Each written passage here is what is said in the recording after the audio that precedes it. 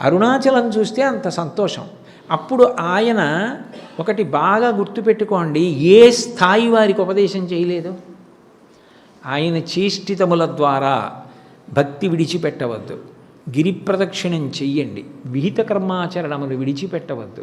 ఆ గిరి ప్రదక్షిణం అనేటటువంటిది మనం ప్రయత్నపూర్వకంగా చెయ్యాలి. అక్కడ చిత్రం ఏమిటంటే, మీరు ప్రదక్షిణం ప్రారంభం చెయ్యగానే సాధారణంగా రమణాశ్రమం దగ్గర నమస్కారం చేసి కొంచెం 4 అడుగులు వెయ్యగానే ఒక వినాయకుడి గుడి ఉంటుంది.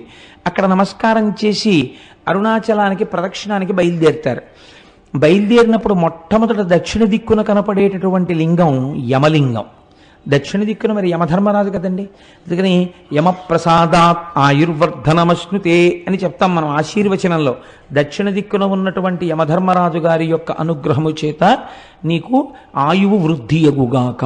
మీరు ఒక్కటి గుర్తుపెట్టుకోండి, అరుణాచలానికి అరుణ పర్వతానికి మీరు ఎన్ని మాటలు ప్రదక్షిణం చేసినా ఒక్క పర్వతానికి ప్రదక్షిణము చేయరాదు.